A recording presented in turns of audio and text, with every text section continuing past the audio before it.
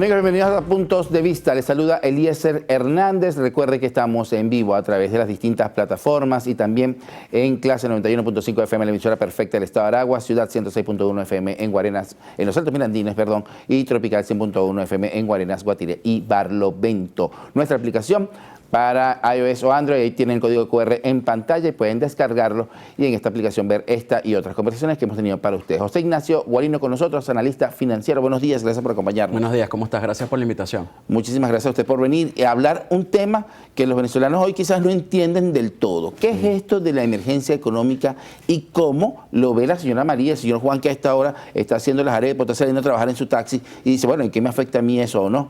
Excelente, yo creo mucho en economía para la gente. Hay que aprovechar estos espacios para comunicar lo que está sucediendo. Lo primero es que tiene un basamento legal, constitucional. La Constitución de la República Bolivariana de Venezuela, en su artículo 226, reza que el presidente o presidenta de la República es el jefe o jefa del Estado y del Ejecutivo Nacional, en cuya condición dirige el gobierno. Y el decreto de emergencia económica se enmarca directamente en el artículo 236, numeral 7. Son atribuciones y obligaciones del presidente o presidenta de la República declarar los estados de excepción y decretar la restricción de garantías en casos previstos en esta Constitución. Con base en esto, el presidente de la República y con lo que está sucediendo, ¿y qué es lo que está sucediendo? Se desató una guerra de aranceles en el mundo, pero previamente a esa guerra de aranceles, el presidente Trump dijo e indicó, y la administración Trump, que cualquier estado, cualquier empresa que decidiese comprar petróleo a Venezuela tendría un arancel del 25%. Posteriormente a ello, pues anuncia unos aranceles al resto del mundo. ¿Y qué son los aranceles? Un impuesto a las importaciones. Es decir, que para llevar algún bien o servicio a Estados Unidos hay que pagar un impuesto. Esos son los aranceles. Venezuela, particularmente, desde el año 2014, sujeto a sanciones, sujeto a bloqueo, y ahora nuevamente con el tema de Chevron. Más allá de que Chevron esté trabajando acá para pagarse una deuda como fuente de repago, en fin, pero eso genera un flujo de caja en dólares para Venezuela. No es un secreto para nadie que el 95% alrededor de lo que ingresa a Venezuela es por concepto de exportación petrolera. Somos todavía un país monoexportador y monoproductor. Y bueno, con base en eso, pues se va a complicar o ya está complicado el flujo de divisas en Venezuela. Quizás por eso hemos visto en las últimas semanas, sobre todo en los últimos días, que el tipo de cambio de BCB ya está en este momento en 77 bolívares por dólar alrededor, y el mercado alternativo, la brecha es más del 20%, el mercado alternativo cambiario. También hemos identificado que la inflación, y no es un secreto para nadie, tú compras, los camarógrafos compran, todos compramos, que sea la espiral de la velocidad de la inflación en bolívares se ha incrementado en Venezuela, así como en dólares. Cuando muchos expertos en Venezuela, yo hablé en el 2018 de que había inflación en dólares y decía que eso era imposible. En Venezuela tenemos lo peor de los dos mundos, inflación en bolívares e inflación en dólares. ¿Y esto por qué? Porque definitivamente el dólar en el mundo no debería cambiar, sí, pero está ocurriendo en Venezuela. Mira, cuando tú tienes unas distorsiones profundas en la economía y tú tienes que adquirir divisas para poder importar porque no produces en el país, pues obviamente que una demanda infinita porque tienes una inflación incrementa el precio. Eso es ley de oferta y demanda. Cuando se incrementa la demanda, pues por supuesto que sube el precio.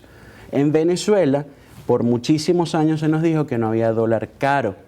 Y nosotros hemos tendido, y además que no hay instrumentos de inversión en Venezuela que te protejan contra la inflación y la devaluación, a excepción, y lo nombró el presidente de la República, y lo nombró incluso el vicepresidente de Seguridad y Paz, Diosdado Cabello, el presidente de la República, señor Diosdado Cabello y señor Nicolás Maduro, la Bolsa de Valores de Caracas. Más allá de que todas las bolsas han caído y que no cayó la Bolsa de Valores de Caracas, y no vamos a entrar a hablar de las diferencias que hay entre ambas, el único instrumento de inversión que hay en Venezuela que ha protegido históricamente, no es ahorita, o porque se ha puesto de moda hablar de la bolsa en Venezuela, durante toda la trayectoria, más de 78 años, que ha protegido de inflación y de devaluación en Venezuela ha sido la bolsa. Pero ¿cuántas personas, cuántos venezolanos conocen que en la Bolsa de Valores de Caracas tú puedes comprar una acción con menos de un dólar? Los camarógrafos seguramente no lo saben. Hasta tú, que eres profesor universitario, quizás hayas escuchado algo, pero no mucho. Entonces, con base en eso, nosotros tenemos que empezar a educar en Venezuela, a educar desde la base, desde esos niñitos que están en los colegios hasta nosotros mismos, que somos profesores universitarios, esta constante información. Aquí dicen que nos hemos vuelto expertos en política y en economía. Ciertamente, y la pregunta es esa, oye, pero qué comerciante tan malo, vale, todos los días me sube el precio en dólares o en bolívares. Si le pago en dólares es más barato que pagarle en bolívares, pero es que tenemos que tener claro, en Venezuela todavía hay un control de cambio. Si no, cualquiera de nosotros fuera a comprar dólares en una casa de cambio en un banco y nos los dieran lo que quisiéramos o lo que pudiéramos pagar. Eso no sucede. Todavía hay una ley que reza régimen cambiar y sus ilícitos. Todavía eso está en marcha en Venezuela. Entonces, ¿cuáles son las medidas que podría tomar el presidente de la República ahora, que ya fue sancionado ayer por la Asamblea Nacional y se espera la constitucionalidad a través del TCJ? Que no es el primero. Ya 2016. Claro, es la tercera experiencia, 2020, por lo menos del gobierno del presidente. Exactamente, hay 31 en suma desde el 2016 hasta hoy. El presidente, ¿qué tiene que hacer? Teóricamente, porque ellos saben lo que tienen que hacer. Miraflores y Carmelitas lo tienen bastante claro. Que lo hagan por el costo político no es otra cosa. Pero la productividad hay que trabajarla en Venezuela y ahí es donde nos vamos, el tema de los aranceles. Peter Drucker hace más de 50 años fue a Nueva Zelanda y analizó en qué eran ellos competitivos produciendo para exportar y lo demás importarlo, para tener una balanza de pagos excedentaria, una balanza comercial, o por lo menos en equilibrio, y que es la balanza comercial, lo que tú importas versus lo que tú exportas, o lo que exportas menos lo que importas. En Venezuela, pues por supuesto que es al contrario, ¿no? Es deficitaria, importamos más de lo que exportamos. Entonces, hay que analizar, más allá del petróleo, en qué otra industria nosotros somos competitivos y comparativos. En el camarón, en el cangrejo azul, que se produce allá en la costa oriental del lago, allá en el estado Zulia. Bueno, y con base en eso, potenciar eso. Tenemos unos temas bien importantes acá. La ley orgánica del trabajo hay que revisarla. Los temas tributarios, la ley de armonización tributaria, uno escucha en cualquier lado, las alcaldías, con esa ley, incluso la ley de armonización tributaria, han sacado nuevos tributos. Entonces, aquí tenemos que tener claro para saber cuál es la estructura de costos y gastos en Venezuela, que se hace muy caro producir. Ese es el detalle. Entonces, pero la presidenta pregunta, si tengo un decreto de emergencia del presidente de la República, ¿cómo me beneficia o cómo me afecta que él tenga ese decreto de emergencia? Si el presidente y todo su equipo económico, el ente rector de la economía, deciden en realidad comenzar a legislar sobre el tema económico, hay que poner orden, como te estoy diciendo, para combatir la inflación, para combatir la devaluación, para hacer productiva realmente la industria en Venezuela. ¿Cuánto del aparato productivo en Venezuela está paralizado en este momento?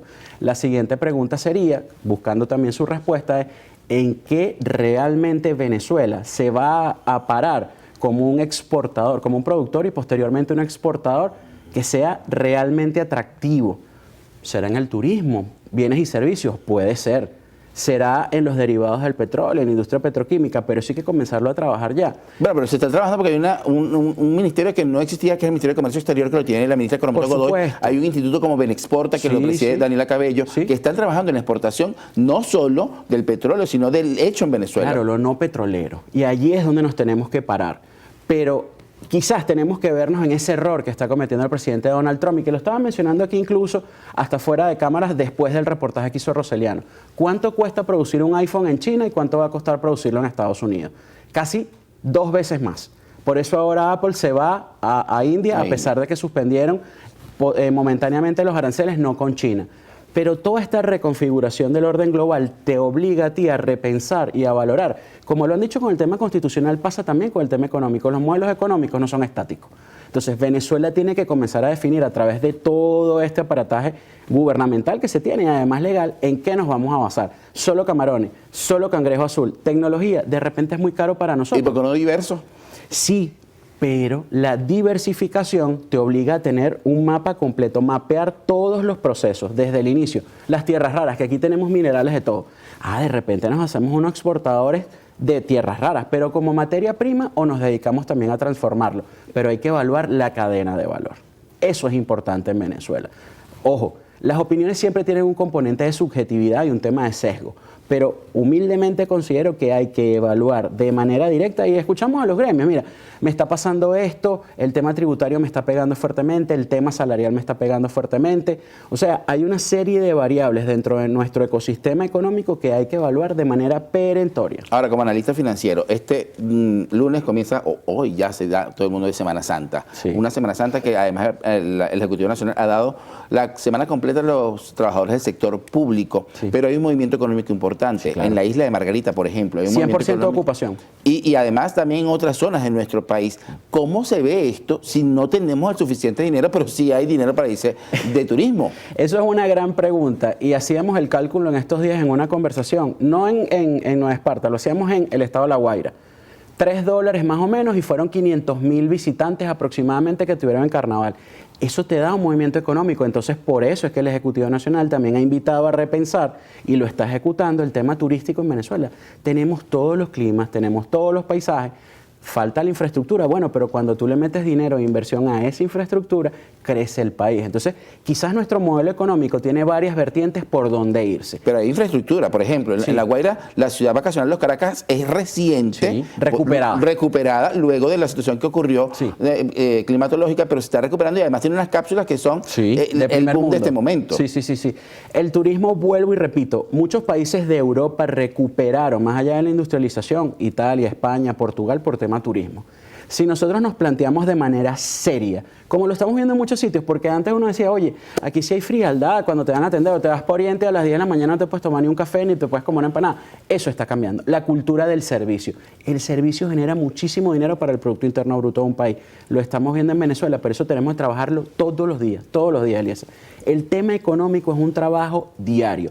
Y muy importante, en Venezuela todos los venezolanos somos partícipes vitales para la economía. Por eso es importante la educación y también poder tener a nuestro personal siempre capacitado. La capacitación del personal para atender no solo a los temporadistas venezolanos, sino a los extranjeros que están visitando a Venezuela. Muchísimas gracias por acompañarnos. Gracias por la entrevista. Nosotros era José Ignacio Guarino, analista financiero. Amigos, gracias a ustedes por acompañarnos durante esta semana. Nos vamos de Semana Santa acá en Puntos de Vista, pero tenemos un operativo especial con NSI en las distintas emisiones para llevarles a ustedes minuto a minuto lo que ocurre en nuestro país y fuera de las fronteras durante este asueto de la temporada de la Semana Mayor. Nos despedimos. Feliz fin de semana.